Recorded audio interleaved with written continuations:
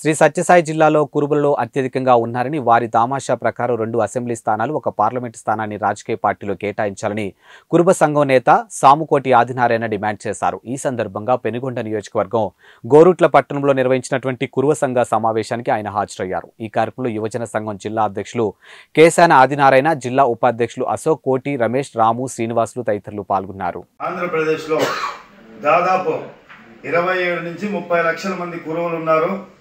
రాయలసీమలో అత్యధికంగా కురువులు ఉన్నారు. ఇప్పటికైనా కురుబ కులాన్ని గుర్తించి అన్ని పార్టీలు ఈ రాయలసీమ ప్రాంతానికి సంబంధించిన కురువులు జనాభా ప్రాతిపదంగా ఎమ్మెల్యే సీట్లను, ఎంపీ సీట్లను, ఎమ్మెల్సీ సీట్లను, నామినేటెడ్ పదవుల్లో కూడా అన్నిట్లో కూడా న్యాయం చేయాలని ప్రభుత్వానికి, ప్రతిపక్షానికి, అన్ని పార్టీలకు కూడా కురువ సంఘం తరఫున మేము డిమాండ్ చేస్తున్నాం. కురువులు బీసీలో అత్యధికంగా ఉన్నారు.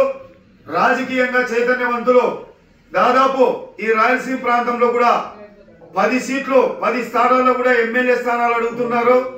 2-3 స్థానాల్లో ఎంపీలు అడుగుతున్నారు. జనాభా ప్రాతిపదంగా ఈ రాయలసీమ ప్రాంతానికి కురువులకు న్యాయం చేయాలి.